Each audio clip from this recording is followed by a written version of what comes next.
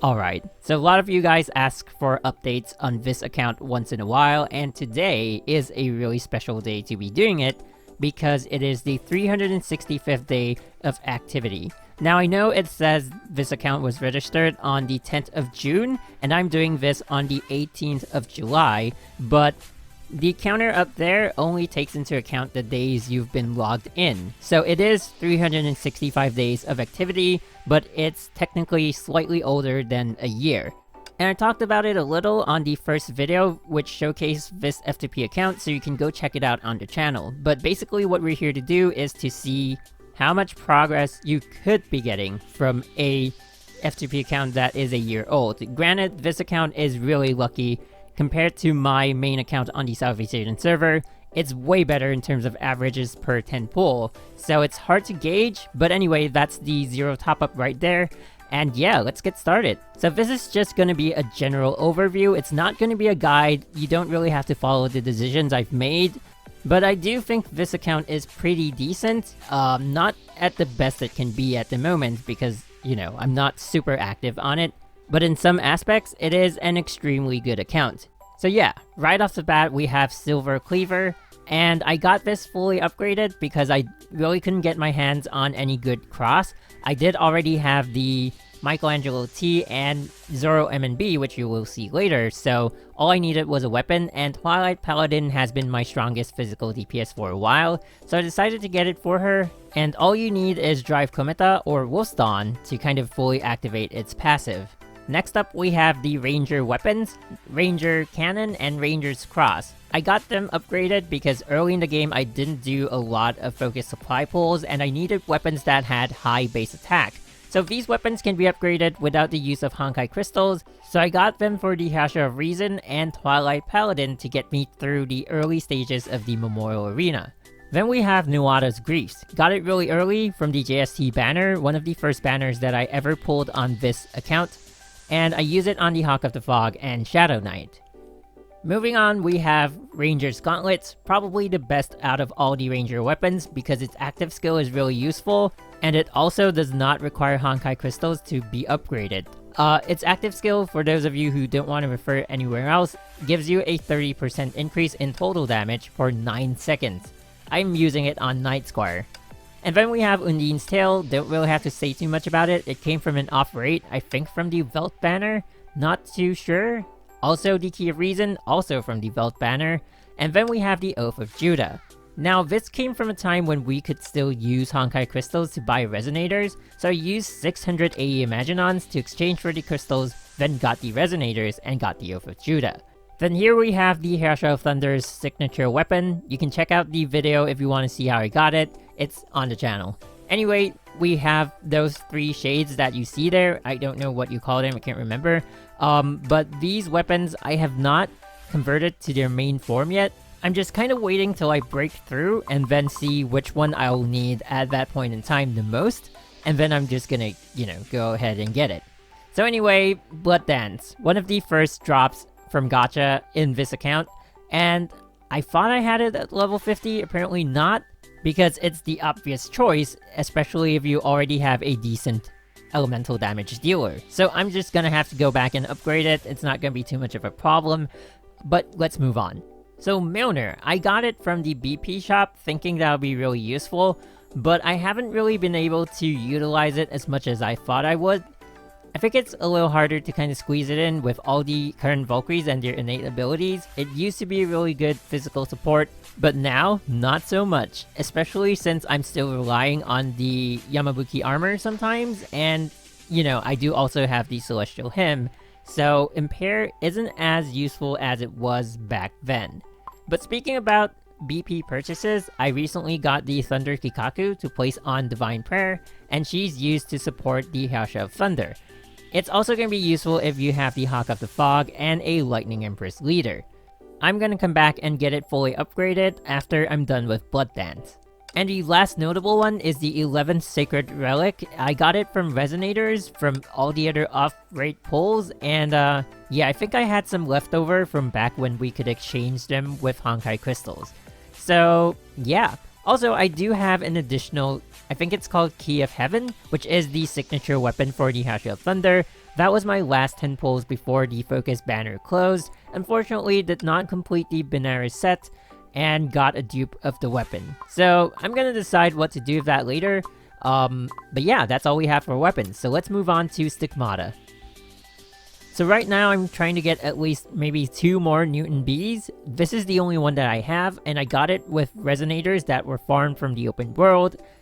Yeah, mostly just resonators farmed from the open world. I get mostly kind of okay Stigmata, so I keep most of them, maybe only salvage like 1 or 2. So I think I mentioned earlier I have the Michelangelo T with Zoro M and B, and I got those from the Velt banner when trying to pull for, of course, the Key of Reason and Velt itself. Auto Apocalypse B, I think, also came from the Velt banner, but different Velt banners. I've been trying to pull, I tried to pull the entire Velt set over like 4 different Velt banners, so it did take a really long time to put together. And then, of course, JST, I did mention that that was the first banner that I pulled from. Within 20 pulls, I got Blood Dance for the first pull, then I got Nuada's Grease as an off rate, and I got JST T and B on the same 10 pull. That was pretty insane. Monet T and M came from, I think most of what I have here came from all the failed attempts on the Velt banners, until I finally assembled the entire set with the Key of Reason, and that now enables me to spend, freely on everything else because I commit on one Valkyrie and then I move on to the next. So within the period of time that I did not have all the other Velt parts, I did have Rasputin. You actually only need T, but I bought B by mistake, so I just rolled with it. Anyway, so now I have Marco Polo M and B as well, and I put them with Jingwei T on Twilight Paladin because they work really well when you can get a good combo count, quickly. And so I put that on Twilight Paladin, and I have the Zoro combination with Michelangelo on Night Squire. And then of course I have the Benares parts. You can still check out the same video where I pulled for the Hashira Thunder and her stuff. And yeah, let's move on. Most of what I have here is really standard. The Theresa Chinese New Year full set was available in the shop when they did a rerun. You can buy them with Astrites. And I think we can do that with all the other servers as well, so just get your Astrite ready when it's coming to the new year, and you should be good. Then I got Gustav T from the BP shop, and most of the other things here are pretty standard, like Picasso, DXY, the Fuhua Musician set, and Darwin was really early in the game. I haven't upgraded it yet because I started getting more stuff from the gacha right after, I got the Darwin parts. So yeah, it's still there. And then we have Dirac T, which is waiting to be useful, so it'll probably come into play when we get to version 4.2, when, we get to actually see the rumored, quote-unquote, Stigmata upgrading, which I'm really excited about. So yeah, now that we're done with equipment, let's move on to Valkyries. And first of all, I want to address the elephant in the room, the Double S Shadow Knight. So what happened with this was, when I started being active on this account again, we could actually buy her fragments from the War Treasury for a set number of weeks. I can't remember how many weeks, but I think the total amount of fragments that we got from it was 76. And that was also when the S-Rank selector was introduced. So now that selector is also available to new players, I think when you hit level 35 or something. So yeah, if you're a really new player, then look forward to that. And I do recommend choosing Shadow Knight because she's the only one of the selection that's not farmable. So the rest of the fragments came from the Edict of Twilight spending event, which is, the Twilight Paladin event, where you can pull, and a set number of pulls will get you pull rewards, and in those boxes there were Shadow Knight fragments, and that's how I got her to double S. Then we have, of course, Twilight Paladin, who I did pull a little for when the Twilight event was on, Edict of Twilight event was on. I did also get a copy of her from the dorm supply, which came from tickets that were part of, I think, some events, and also from the commission that we get from Armadas. Yeah, so that's really interesting, but most of her fragments did actually come from the War Treasury, just like most of the S-Ranks that you see me having. Phoenixes as well, but I did get Phoenix from the dorm supply before. maybe twice, which is quite unfortunate because she was the only S rank that I had, and I got a copy of her, despite her being the only S rank that I had, so that was really disappointing. Lightning Empress and Night Moonbeam, I farmed 80 fragments. I already have the Lightning Empress, but for Night Moonbeam, I'm considering getting her from the Land of Wishes before I fully unlock her, so then I'll only need another 20 fragments to get her to double S. But for now, I'm just gonna leave it the way it is, and if I do need her anytime soon, I might just unlock her.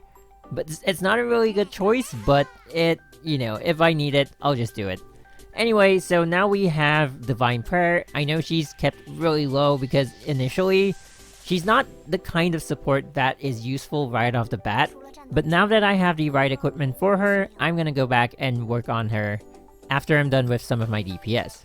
The other support I've been wanting to work on is Snowy Sniper. She's gonna be really useful in the Abyss because of that double S ability that increases physical damage dealt to enemies hit by her ultimate skill. And now that I do have the equipment to fully utilize her, I'm gonna work on her after I'm done with some of my DPS. Moving on, you would see like Umbral Rose and Phantom Iron. I got them upgraded because we get a lot of your fragments from the Valkyrie muster.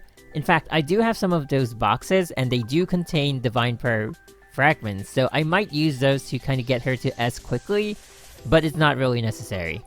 Then we have Swallowtail Phantasm, who I'm trying to get to triple S right now, mainly also because I do have her signature weapon, but even if you're a new player, she is a really good option. She specializes against multiple enemies, so she's gonna carry you through most of the Abyss. And if the version 4.2 update is really gonna introduce the upgrading of Stigmata, then you could probably get her fully equipped with the direct set pretty easily, but otherwise she is still good with other physical equipment. Then of course I do have a double S Phantom Iron. She doubled up as both a DPS and elemental support when I was really new. She is still strong in certain aspects, but she's generally not someone you want to be spending a whole lot of resources on, so that's why I've stopped training her.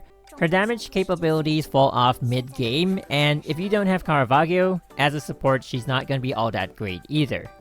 But moving on, we have Wolfsdawn, who has recently gotten to double S, so that gives me a passive off-field elemental support. Not the best option in damage output, but very easily accessible and very easily fully equipped.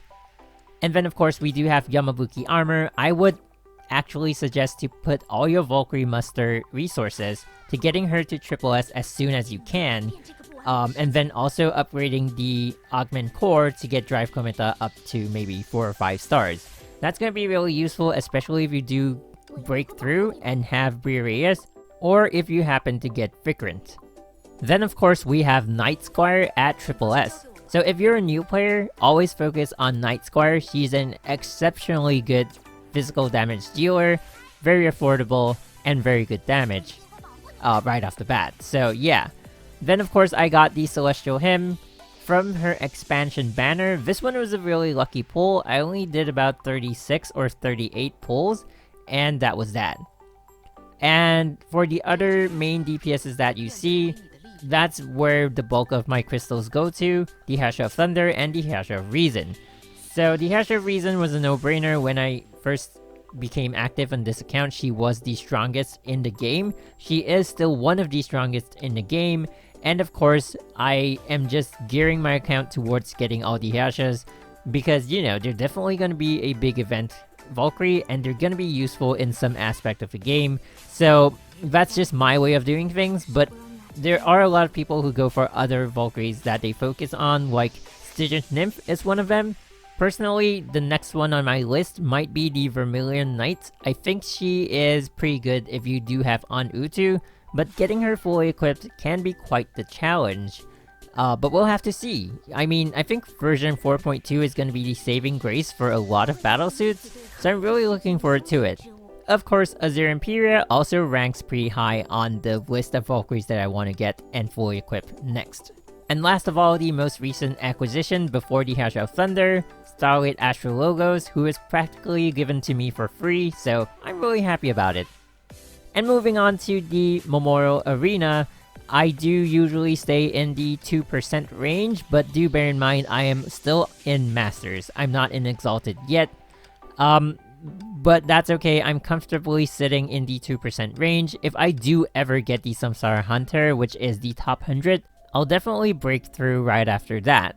And then we have the Abyss, where I'm usually between Agony and Red Lotus, but recently I haven't had a lot of time to upkeep both accounts, so even my main account is now at Sinful, but I will take some time to kind of push them both back up.